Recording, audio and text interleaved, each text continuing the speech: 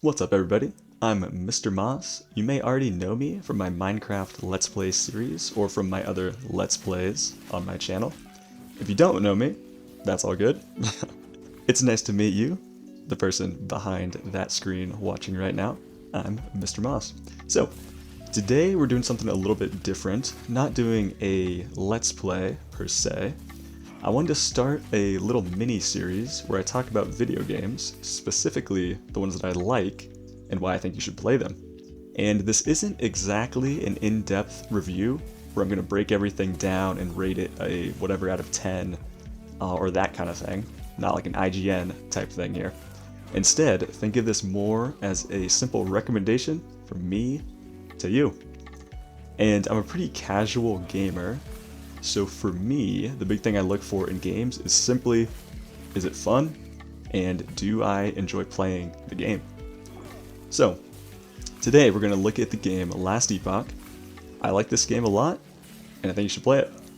So what is the game about? So, if we take a look at the Steam store page for the game, the developers describe Last Epoch as this.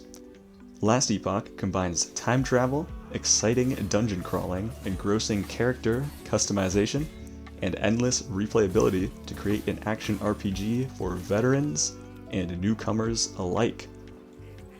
I fall into more of the newcomer category. I would say I'm not a vet in the action RPG space, but anyway. Travel through the world of Atera's past and face dark empires, wrathful gods, and untouched wilds to find a way to save time itself from the void. The game features 15 mastery classes, 120 plus skill trees, tons of rare and powerful loot to discover and collect, and a fun and easy to use crafting system, and endless replayability. Now, we're going to open the game up and take a deeper look at the game itself. Alright, so here we are, we've got Last Epoch opened up. This is our starting screen here, where we can see our sort of seasoned characters. So we've got Mr. Moss, our level 70 sorcerer, and we have Moss, a different version of myself, level 16 sorcerer, which we kind of stopped playing on this one. We started playing on this one, so level 70, pretty far into this guy here. And these are seasonal characters, meaning like when there's a new seasonal update, we have different characters for the season, and then we have our sort of legacy, our older characters as well. So when we first open up the game, we'll do a quick, let's create a new offline character, seasonal. So season 2 offers a fresh start to a new environment. Leaderboards are reset, which we don't really care about the leaderboards. I always play offline. That way there's no issues with like servers or anything like that. So we're always going seasonal, always going offline. That's at least what I recommend. Like, I think most of the bad reviews for the game, if you see on Steam, a lot of them came because of server issues, at least it seems. So we always go offline. So anyway, we've got our different characters here, and you saw in the features that has like all those mastery classes, or I don't remember the exact number it said, all those mastery classes, but we have our basic classes too. So we have 5 base classes. I'm currently playing this season with this sorcerer for the most part. We have a sentinel, who is our sort of melee, one of our melee focused classes here. We have our rogue, which I have done a rogue character before. I went sort of with a marksman type build when I did that. So you see we've got these 3 mastery classes. Those are the ones where you can kind of build your regular class into a more specific version. So Blade Dancer obviously would be a more melee focused rogue, where the marksman would be more of a ranged focus, which is kind of what I did when I did a rogue class. Then we have our sorcerer, of course, which is what I'm playing currently this season. He has the sorcerer mastery, spellblade, rune master, and I did the sorcerer because I like to go heavy on the destructive, like crazy mage abilities, like the meteor. Then we have our primalist here, so you can specialize in being a shaman, beastmaster, or druid. I actually haven't really played with the primalist too much. And then we have the acolyte as well, where you can go lich, necromancer, or warlock. And I haven't really played the acolyte too much either.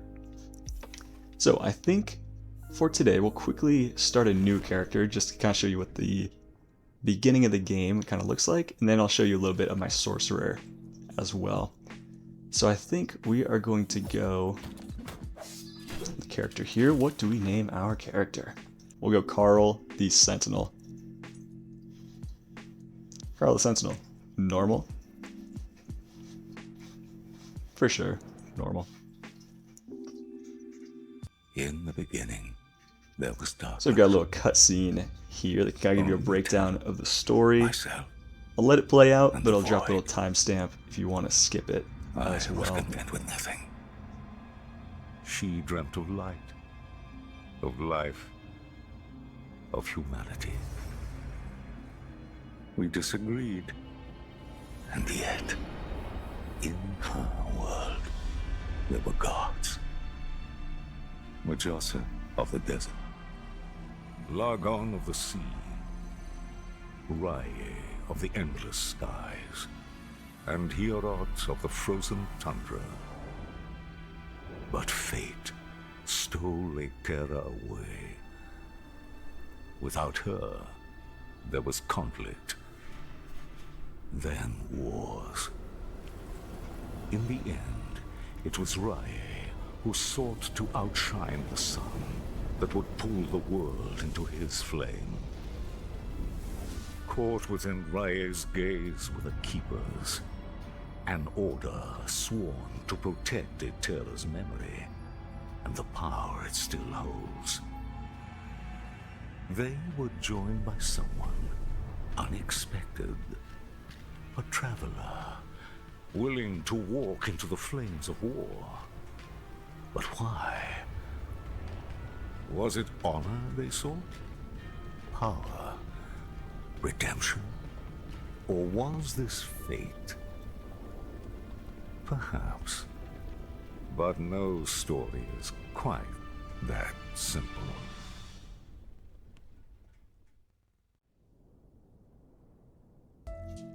The old road. Alright, we get all that. Does the story make sense? For a game like this, I don't have to worry about the story too much, I feel like. I think it's all about just the fun. Like, the action RPG is so focused on, like, you know, just slaying tons of mobs, messing around with all the different skills and builds, and collecting loot and things like that. So the story, you know, the story's about, like, time travel and stuff. Like, we take a look, actually I just used a potion for no reason. If we take a look at our map, we are currently in the Divine Era. The map looks like this. This is our world that we can go to. There's a variety of different places to explore, though the campaign's somewhat linear. It's going to take you to all these different towns and stuff. But yeah, we have a bunch of different sort of hub towns that we eventually go to throughout the campaign. And this is our Divine Era, where we start, but you can see we also get some different dungeons as well, which are pretty fun. Then we have the Imperial Era, so we kind of travel forward in the future. The whole map changes. You find different enemies as the story progresses here. You've got the Ruined Era, even further in the future. You have the End of Time, which is basically our end game, where you kind of run through just, you know, a bunch of different echoes, or what they call them, which are basically just like, I believe they're randomly generated sort of quests and missions and stuff to get like different loot and things like that. And then we have the Ancient Era as well, which you don't really go here too often. Very rarely, to be honest. So those first like 4, Divine Era, Imperial Era, Ruined Era, and End of Time, those are kind of the main ones that you'll play at throughout the game. So this is what our starting character looks like in Last Epoch. Oh, he rolls. Oh, that's so funny. I'm so used to playing the Sorcerer, who kind of like dashes. I didn't realize that the Sentinel rolls. So, we got all these different mobs here. We start off with a pretty basic skill, and we'll unlock a bunch of different skills sort of as we progress. Yeah, so we've got our starting skill, Vengeance, here. We'll unlock sort of other skills as we level throughout the game. We take a look at our skill screen here. We have tons of different skills we can unlock with our base Sentinel class. Sort of as we level up, level 2 we'll unlock Warpath, Hammer Throw, Lunge, Void Cleave, all this kind of stuff. And then as you progress, you can eventually unlock a mastery where you'll get certain mastery skills. So if you go Void Knight, you'll have Void Knight skills. If you go Forge Guard, you have different Forge Guard skills. Paladin, different Paladin skills. And the cool thing about this as well, each skill is very unique on its own, but you can also specialize in up to 5 skills. So say we eventually unlock, like, we'll unlock Warpath. We can then specialize in Warpath, and we can add different perks and passives to Warpath to really like modify this perk. So we'll start off, Warpath, you kind of spin around in a circle and do damage, but we can eventually modify it up to a point where, let's see, what's something pretty unique. So we get splash damage, summon forged weapons as we're doing our Warpath. Warpath echoes, global increase void damage. You can increase like speed, movement speed with it, damage per second, area per second, so we can make it huge. We can have it have fire damage. It can heal. So like the skills are all super customizable, which is super cool. It's part of the fun, kind of creating your build. And what do we have here? Following message, letter, take the letter. So as you can see, our character is pretty basic right now. We've got one little skill to use until we hit level 2, which we're about to right now. Once we take out this armored phoenix, I believe. Who's doing a ton of damage to us. What is going on? We got him. We didn't level up. So we can also take a look at our inventory too. So we're starting off with a very basic sword, basic armor, basic shield. And, oh, it looks like I've actually got my crafting materials from my other character too, which I didn't realize you get. Oh, and the keys are shared as well. That's interesting. Okay, so on my other character, I have all these keys. These are what will unlock the dungeons, as well as the arena. We can get, like, tons of loot. Woven Echoes, that's a new part of the Season 2 sort of endgame, which we can kind of talk about later. So I think with this character, we'll quickly get to level 2, just so I can kind of show you real quick what a different skill would look like on this Sentinel here. You can see at the bottom, that little XP bar is going to go up. Each one of these kills here. There we go. Okay, new skill unlocked. We're getting a new skill. We've unlocked Warpath. So we see here, now I hit Y. Get this Warpath skill, which is pretty cool. So you can imagine if we have like a swarm of mobs, we can take them out pretty easily with this Warpath skill, which is pretty cool.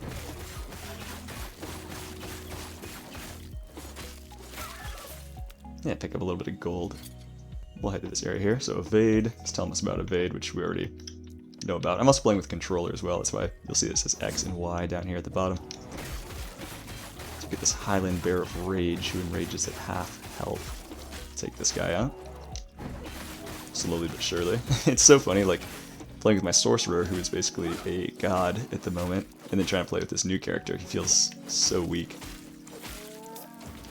Gold, okay, so you can see here, this bear dropped a little bit of loot. And as you progress in the game, you'll notice that things drop tons and tons of loot. There's just a lot of like comparison of items. So if we look at these boots, hide boots of sparks, we get +5 armor, we get a little bit of an increase in movement speed and some lightning resistance. We'll equip those. We move a little bit faster here. Swapping skills, so we can swap skills, of course, which we don't have too many right now, so we don't have to worry about that. We'll hit all these guys with that Warpath skill. And I think once we get out of this area, I'll probably swap to my sorcerer and show you a little bit of what the end game looks like. And you'll see kind of a comparison of what it's like starting off in this game, which is already fun, by the way. Like, once you pick this game up, if you've never played a action RPG before, it's very easy to pick up. It's super, super fun, regardless on if you've played one or not. And if you have played one, you'll kind of already get the idea, but you'll still have a ton of fun with it. So, you got kind of the idea here on what it's like to start the game. It starts off a little bit slow, but very rapidly builds up in speed. So let's leave our character here. We'll go back to our main screen. Kind of a very brief showing of that initial character, Carl. Now for comparison, here is Mr. Moss, our level 70 sorcerer. Let's take a look at what he's all about here. Dungeon keys can be offered as rewards for tier 4, whatever that said. So already the character, I mean, you can tell just right off the bat, we're way faster. We have this fire aura thing going on right here. And the room I'm currently in, this is sort of a faction you can join. Which I already forget what it's called. Let's take a look. Circle of Fortune, that's right. So there's I think there's 3 factions in the game now actually, but this faction here, Circle of Fortune, basically it's providing a bunch of different perks as you progress in the faction where you're getting, for the most part, better loot. To keep it simply put, you get better loot. And you can spend favor within your faction for these prophecies, which are like miniature little missions that you can unlock even more loot from.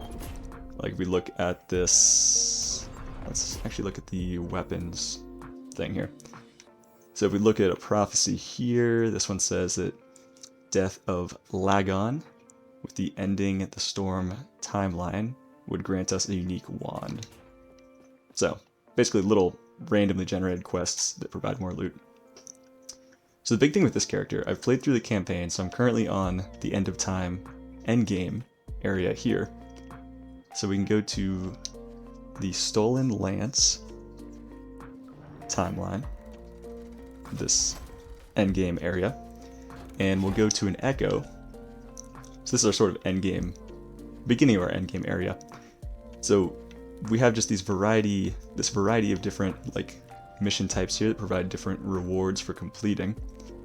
So instead of doing like a main campaign, we have all these miniature little missions that give us different rewards. So as you can see, this one would give us an arena key. We have increased experience, increased item rarity, but we have a modifier where rare enemies have 50% increased cooldown recovery speed. So we'll quickly just hop in one of these and show you what sort of an endgame godlike character looks like. And actually instead, let's go to this one instead here. I've done a lot more work on this Echo here. That's what we call this. So I've done a lot of endgame missions on this one, as you can see. So let's go to, like, this one is going to give us just extra experience, basically, if we beat this one. We'll load in this, quickly give you the rundown on what an endgame character looks like. So for this character, I don't really like this map that much. I thought it was going to be a more colorful, cooler one. So we've got my X ability, which is my fireball that tracks. We have my Y ability, which is a volcanic orb that does tons of damage and like shoots all these like shrapnel pieces all over the place. Then we have my meteor shower ability, which I've upgraded, to shoot like 3 meteors. Lost all my mana showing my skills. So we look at that, boom, boom, boom, 3 meteors. Then I also have my, actually we need some mana. So if you look at also my like RT ability, this is called like Mana Strike. It's like a passive ability that every time we strike an enemy, it gives us some mana back. So it's like vampirism, but for mana. So that way I can use these abilities and quickly get some mana back. And my last skill I specialized in is this like laser beam of fire, basically. That's what I turned it into. We have a shrine over here. So these shrines, this one, Holy Meteors descend upon foes. So they'll give us little passive abilities as well as we play for a little bit of time. So I mean, right off the bat, you can see just the amount of loot that's getting dropped compared to the beginning of the game. So much loot, so much like carnage as well. I mean, it's just a night and day difference. Sort of late game, end game, compared to the initial part of the game. Like your character just becomes a god by the end. It still gets like semi-difficult though. Like the thing with these echoes is they offer you a reward as long as you beat them without dying. Where if you do die in these echoes, then you actually lose the reward, but you still have to complete it. So like if I die on this one, then I'm not going to be able to get those like experience tomes that it said it was going to give us. Let's grab that. So it makes it kind of like, gives it kind of a roguelike-ish element, even though you keep your character. Yeah, and this purple one, those are pretty good. Those are exalted. Exalted? Is that how you say it?